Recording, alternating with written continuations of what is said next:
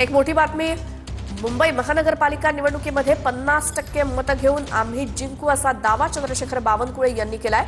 भाजपचे नेते चंद्रशेखर बावनकुळेंकडून विश्वास व्यक्त करण्यात आलाय मुंबई महानगरपालिकेसंदर्भात.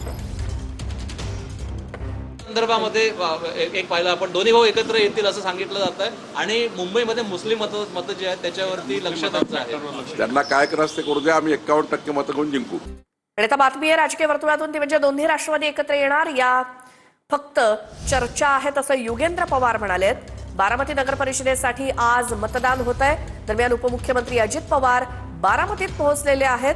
पवारांची राष्ट्रवादी आणि अजित पवार यांच्या राष्ट्रवादीमध्ये तिथे थेट लढत होतीये आणि दोन्ही राष्ट्रवादी एकत्र येणार या फक्त चर्चा आहेत असं विधान योगेंद्र पवार यांनी केलंय. नगर परिषदेसाठी आज मतदान जे आहे ते पार पडतं आणि राष्ट्रवादी काँग्रेस शरदचंद्र पवार पक्षाचे नेते योगेंद्रदादा पवार मतदान केंद्रावरती भेटी देताना पाहायला मिळत आहेत. बारामतीचा काल प्रचार संपला, आज मतदान होत आहे. विजयाचा विश्वास आहे? हो, 100%. आमच्या सगळ्या कार्यकर्त्यांनी खूप कष्ट घेतलेत आणि आजच नाही पण अनेक वर्षापासून आमचे सगळे उमेदवार काम करत आलेत, लोकांमध्ये राहतात आणि त्यांची काळजी घेत आले. त्यांचे जे काय अडचणी असतील, समस्या असतील ते सोडवत आलेत. त्याच्यामुळे 100% आमच्या उमेदवारांना यश मिळेल. 8 ते 10 दिवसांपासून एक बरीच चर्चा आहे की दोन राष्ट्रवादी एकत्र येणार. तशी काही चर्चा आहे का? गेले 8 ते 10 दिवस नाही, गेले 7-8 महिन्यापासून अशी चर्चा आहे. दर 2-3 आठवड्याला अशी चर्चा तिथे येते. पण आतापर्यंत तरी दोन्ही राष्ट्रवादी एकत्र आले नाहीयेत.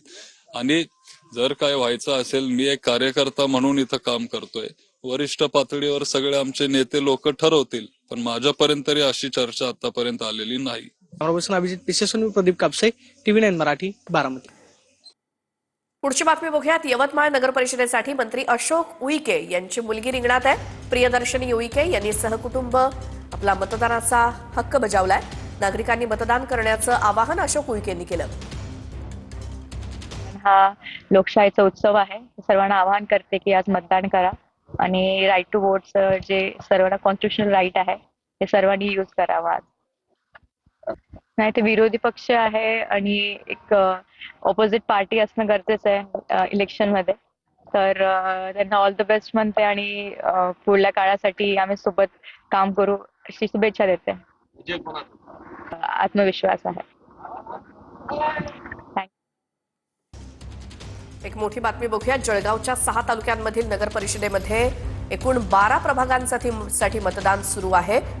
ही दृश्य आपण 2 ठिकाणची बघतोय. जळगावच्या 6 तालुक्यामध्ये 12 प्रभाग तर अमळनेरमध्ये सर्व मतदान केंद्रांवरती सकाळपासून मतदारांच्या रांगा लागल्या आहेत. तर अकोल्यातल्या बाळापूरमध्ये मतदान केंद्रावरती मतदारांची गर्दी दिसतेय. बाळापुरात 43 मतदान केंद्रावरती 25 जागांसाठी मतदान.